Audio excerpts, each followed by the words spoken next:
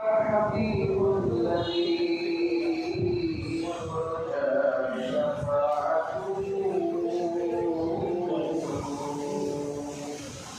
لكل حول من الأحوال مقتحم.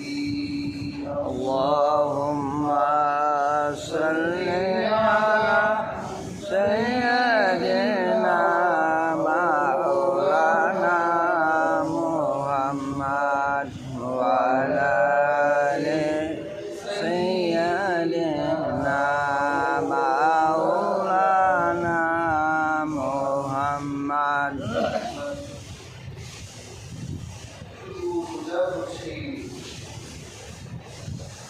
Allah Subhanahu wa ta'ala যে মহান রব্বুল ইজ্জত ওয়াল জালাল পবিত্র হজের মাসে পবিত্র জুমার দিন জুমার করে আসার মতো শক্তি সমস্ত দান করেছেন সে মহান আল্লাহর উপর দায়ী করছি আলহামদুলিল্লাহ।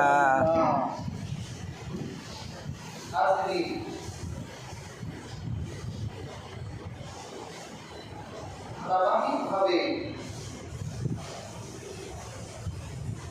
ইসলামের গুরুত্বপূর্ণ স্তম্ভ হজ নিয়ে আলোচনা করছিলাম। মক্কা মদিনা ফজিলত সম্পর্কে গত জুমআগুলোতে আলোচনা করেছিলাম। হাজিদের মর্যাদা সম্পর্কে আলোচনা করেছিলাম। হাজি এই যে গোটা পৃথিবী থেকে মানুষগুলো মক্কা মুকাররমায় জমা হয়, আল্লাহ সুবহানাহু ওয়া তাআলার সন্তুষ্টির জন্য নির্দিষ্ট কিছু জায়গায় নির্দিষ্ট কিছু কাজ নির্দিষ্ট কিছু সময়ে করে থাকে। এই যে হাজিরা যে কাজগুলো করে আল্লাহ ইব্রাহিম আলাইহিস সালামের কিছু জিনিস সেই হজের ভিতর আবশ্যক করে দিয়েছেন। আমি গত জুমাতে বলেছিলাম ইব্রাহিম আলাইহিস সালাম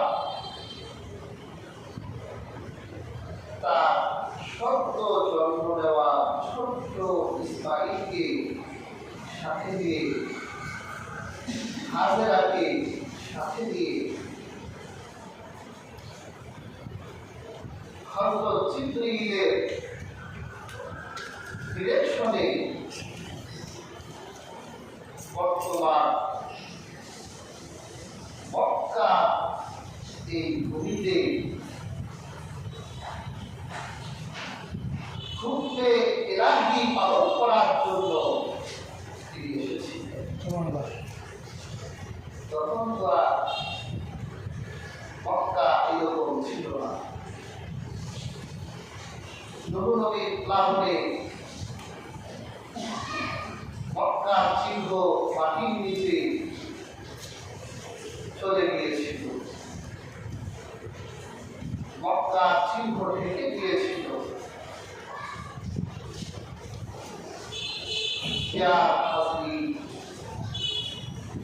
আল্লাহ তাআলা চাইলে ইব্রাহিম নবীর মাধ্যমে তিনি পুনরায় আবার মক্কাকে মানুষের সামনে আসবেন। সুবহানাল্লাহ।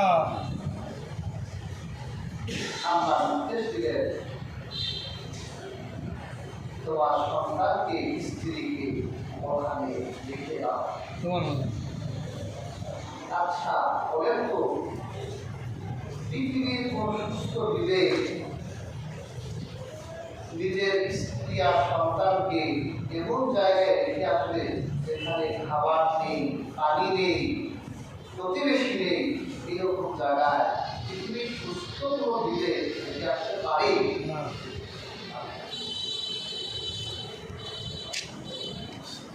ইব্রাহিম রাখলেন কেন? কারণ ইব্রাহিম জানতো এটা হচ্ছে ইলাহি, আল্লাহ।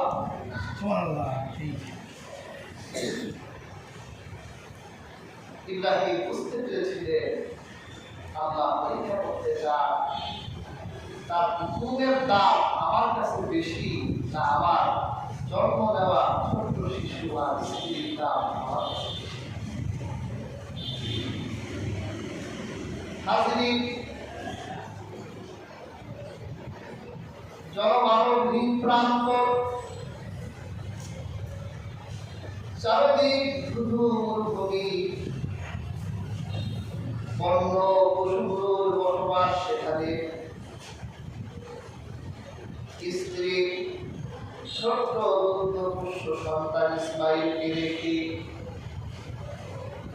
ইব্রাহিমের বাকরুদ্ধ জবান দিয়ে কথা বের হয় না। আল্লাহর হুকুম পালন করার জন্য তিনি জনমানবহীন কাজ করে তার সন্তান দিলেন। যখন তিনি রওনা হয়ে গেলেন, হাজেরার পেছনে পেছনে স্বামী কোথায় যাচ্ছেন? ইব্রাহিম আলাইহিস সালাম বাকরুদ্ধ জবাব দিলেন কি? তিনি বুঝতে পারছেন না কি জবাব। হাজেরাই বলে উঠলেন, তারপরে কি আল্লাহ রাব্বুল আলামিন আপনাকে নির্দেশ দিয়েছেন? আল্লাহ কি বলেছেন যে তুমি তোমার স্ত্রী আর সন্তানকে এই জনমানবহীন প্রান্তরে রেখে দাও? তখন হযরত ইব্রাহিম মাথা নাড়িয়ে সায় দিলেন, জবান তো তার উপরে না, সায় দিলেন। আকাশে হাত তুললেন, তখন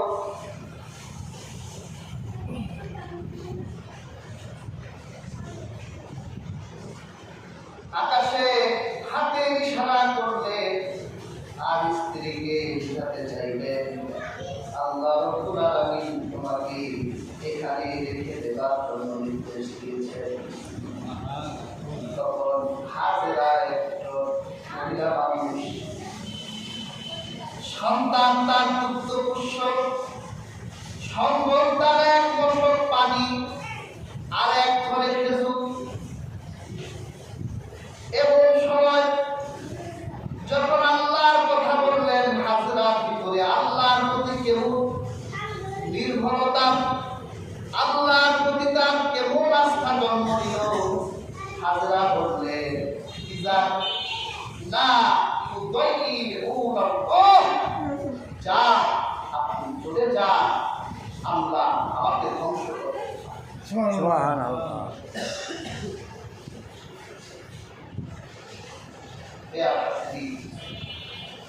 আল্লাহ যা বলে গেছে তার আর কিছু দরকার। তোমার মতো মালিক যাদের আছে, বিপদ বাড়াই তুচ্ছ তাদের কাছে। তুমি আছো যার কাছে, যা কিছু সবই নগণ্য, ধন্য আমি ধন্য, শুধুই তোমার জন্য। আল্লাহর মতো মালিক যার আছে তার কোনো ভয় নাই, কোনো টেনশন নাই, হেজিটেশন নাই। হাজেরা বলল, স্বামী আমার আপনি চলে যান, এই এক ধরে খেজুর আর এক বছর পানি দিয়ে আমি আমার সম্বল বানিয়ে দিলাম। আমি বিশ্বাস করলাম যে আল্লাহ আপনাকে নির্দেশ দিয়েছে, আল্লাহ আমাকে এখানে ধ্বংস করে দিবেন না। সন্তান পেয়েছে। হযরত ইব্রাহিম বুকে পাথর চাপা দিয়ে তিনি রওনা হয়ে গেলেন এক পাহাড়ের আড়ালে গিয়ে। এবার তিনি নজর দিয়েছেন তার স্ত্রী সন্তানের দিকে।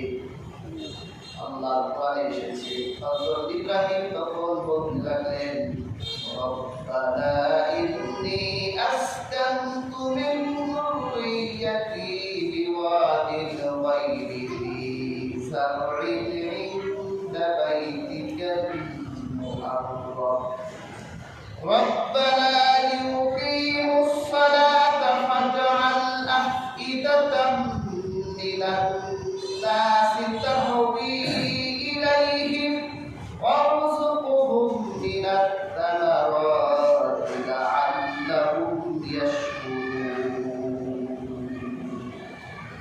হযরত ইব্রাহিম বললেন, হে আমার প্রতিপালক, এই আপনার মর্যাদাপূর্ণ চাষাবাদহীন এই প্রান্তরে আমার বংশধরদের মধ্য থেকে বসবাসের জন্য আমি রেখে গেলাম। হে আমার প্রতিপালক, তারা নামাজ প্রতিষ্ঠা করবে। গোটা পৃথিবীর মানুষের মধ্য থেকে কিছু মানুষের মনকে আপনি তাদের জন্য আকর্ষিত বানায় দেন, কারণ মন যেন এখানেই পড়ে থাকে। আর আপনি এই শহরকে ফলমূল দ্বারা এই শহরের রিজিককে আপনি খুলে দেন। আল্লাহ রাব্বুল আলামিন বলে, হযরত ইব্রাহিম বলেন, তাহলে আপনি যদি তাদেরকে রিজিক দেন, ফলমূল দেন, তাহলে আপনি তাদেরকে দেখবেন তারা আপনার শুকর আদায় করছে, দেখবেন তারা আপনার শুকর পূজা করছে। এই বাচ্চাগুলোই চুপ করে বসুন, বের হয়ে যাও।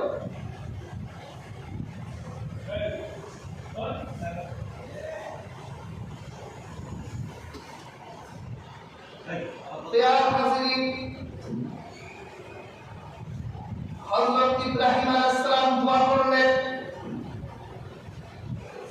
আমার বংশের মধ্য থেকে আমি আমার সন্তান আর স্ত্রীকে আমি রেখে গেলাম এই শহরে, আল্লাহর কাছে রেখে গেলে দেয়ার হাজির এমন হলো। হযরত ইব্রাহিম যখন দোয়া করে চলে গেলেন, তিনি রেখে গেলেন মক্কায়, আর তার বাড়ি হলো সেই সিরিয়া। আসতে আর ওখানে যেতে প্রায় তখন 3 মাস সময় লাগতো। দেয়ার হাজির শুরুতে নির্বাসন দিয়ে চলে গেলেন।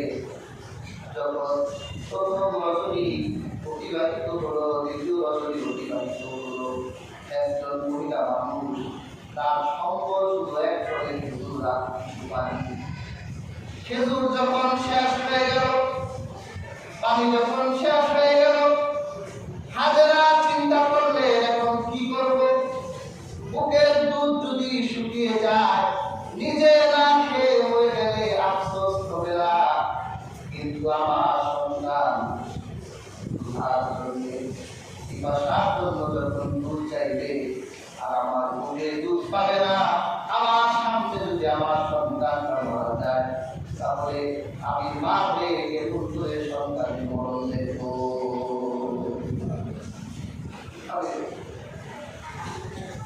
তিনি সাফা মারওয়ায় ঘুরলেন।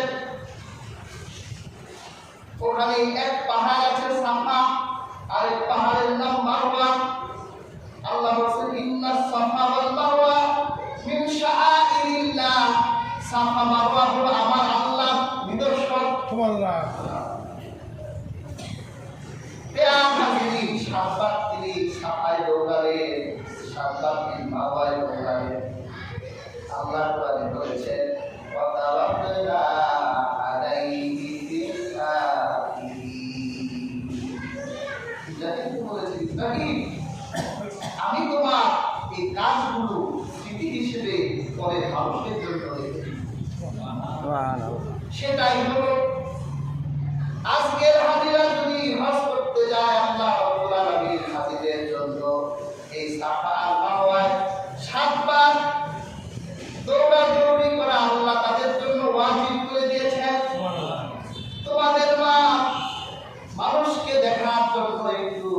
আশ্রয়ের জন্যে, কিন্তু পানির জন্য যেভাবে সাফা মারওয়া দৌড়িয়েছে,